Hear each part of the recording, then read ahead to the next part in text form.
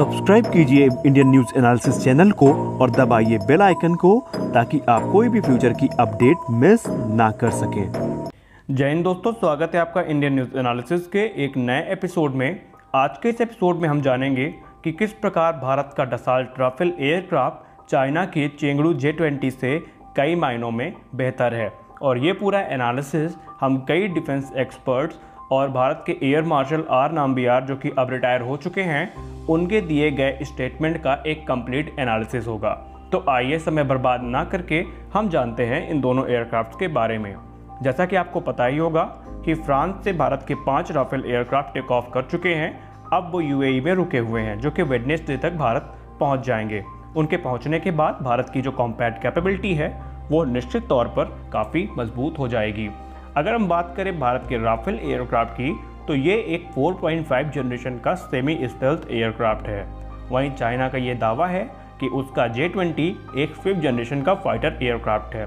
5th generation का fighter aircraft होने के बावजूद भी राफेल के पास इनफ कैपेबिलिटी है कि वो चाइना के इस प्रीमियर एयरक्राफ्ट को काउंटर कर सके, और ऐसा एक्सपर्ट्स का भी मानना है। तो आइए जानते हैं कि वो कौन कौन से एरिया हैं जहां पर राफेल J-20 को काउंटर कर सकता है। देखिए, राफेल J-20 से कई मायने में बहुत ज़्यादा बेहतर है, क्योंकि चाइना का ये कहना है कि उसका J-20 जो एक है वो 5th जनरेशन का फाइटर एयरक्राफ्ट है। लेकिन एक्सपर्ट्स का ये मानना है कि वो एक 4th जनरेशन फाइटर एयरक्राफ्ट से ज़्यादा कुछ भी नहीं है, क्योंकि उसमें जो इंजन लगाए गए हैं वो सेम वही इंजन है जो भारत के सुखोई में लगाए गए हैं, यानी वो एक 3rd जनरेशन का इंजन यूज़ करते हैं। और ये बात खुद भारत के एयर मार्शल आर नाम्बियार ने भी एक इंटरव्यू में कही थी। इसलिए J-20 को लेकर के ज़्यादा हाइप क्रिएट करने की ज़रूरत भी नहीं थी, उन्होंने ये कहा था। सबसे खास बात यह है कि J-20 की जो स्टेल्थ कैरेक्टरिस्टिक है वो अभी भी सस्पिशन के अंडर में आती हैं, क्योंकि कई मरतबा ऐसे हुआ है कि जब चाइना के J-20 एयरक्राफ्ट पे सवाल उठे हैं उसकी स्टेल्थ कैपेबिलिटीज़ को लेकर के, क्योंकि बहुत से ऐसे डिफेंस एनालिस्ट हैं जिन्होंने इस पे सवाल उठाया है। और कई बार तो ऐसा ही हुआ है कि चाइना का जो मोस्ट हाइप J-20 एयरक्राफ्ट है उसकी पोल भी खुल चुकी है, क्योंकि कई एयर डिफेंस सिस्टम थे जिन्होंने इसको आराम से डिटेक्ट कर लिया था। और एक बार तो भारत के सुखोई 30 MKI ने भी J-20 को डिटेक्ट अपने रडार पे किया था।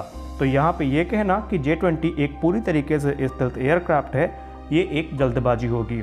अब आइए बात करते हैं इन दोनों एयरक्राफ्ट के स्ट्राइक पैकेज के बारे में। देखिए, स्ट्राइक पैकेज की अगर हम बात करें तो J-20 इस मामले में राफेल से कहीं ज़्यादा पीछे है, क्योंकि इसके अगर हम बात करें तो ये चाइनीज़ Su-35 के मुकाबले में भी कहीं नहीं टिकता है।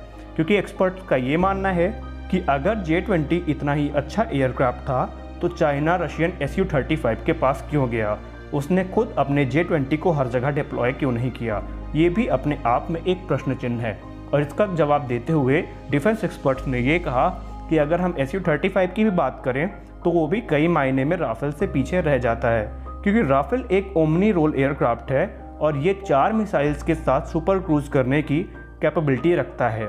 और इसके जो सेंसर्स हैं, इसका जो पूरा आर्किटेक्चर है, इसके एडवांस एवियोनिक्स हैं, ये कई मामलों में Su-35 और J-20 से बेहतर हैं, क्योंकि J-20 में सेम वही इंजन इस्तेमाल हो रहा है अभी भी जो सुखोई 30 में होता है। और राफेल का इंजन इस मामले में ज़्यादा रिलायबल है और ज़्यादा इस पे ध्यान दिया जा सकता है और इसकी मेंटेनेंस कॉस्ट भी कम है।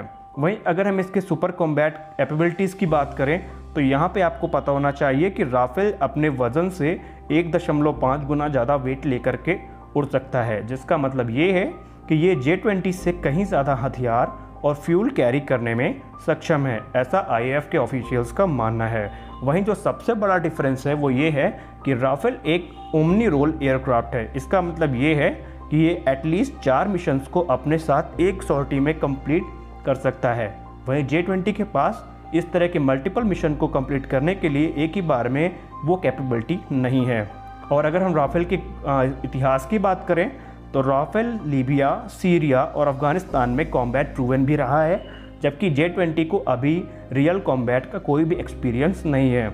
और हम ये कह सकते हैं कि राफेल का जो स्ट्राइक पैकेज है वो J-20 के मामले में कहीं ज़्यादा बेहतर है, क्योंकि राफेल के पास हथियार के तौर पर मेटियोर मिसाइल हैं, स्कैल्प मिसाइल हैं और हैमर जैसे प्रिसीजन गाइडेड बॉम्ब्स भी हैं, जबकि J-20 का स्ट्राइक पैकेज राफेल के सामने कहीं भी नहीं टिकता है।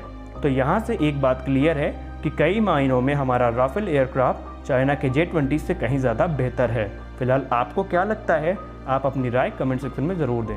Thanks for watching.